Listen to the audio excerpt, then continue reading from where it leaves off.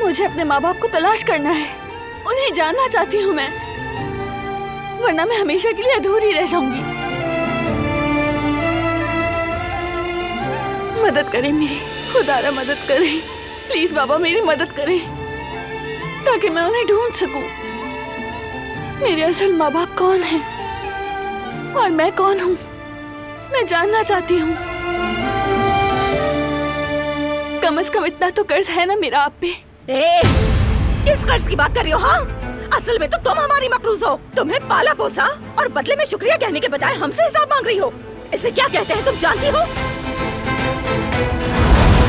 मैं नाशुक्री नहीं हूँ। जिस दिन मुझे खून के बदले किसी को सौंपा गया, उसी दिन मैंने अपना कर्ज चुका दिया था।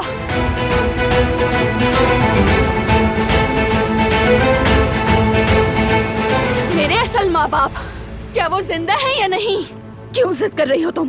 कह दिया ना वो मर चुके हैं। हमने तुम्हारी देखभाल की, तुम्हें बड़ा किया, पाला पोसा। हमने तुम्हें सड़क से उठाया था, सड़क से। अगर आपने मुझे सड़क से उठाया था, आप उन्हें जानते ही नहीं तो कैसे कह सकते हैं कि मेरे माँ बाप मर चुके हैं? बस अब बंद कर दें ये सारा झूठ। मुझे जवाब चाहिए, सच सच बताएं मुझे, मेरे माँ बाप कौन हैं? जवाब दे मुझे। मेरी माँ कौन है, मेरे बाप कौन है और कौन हूँ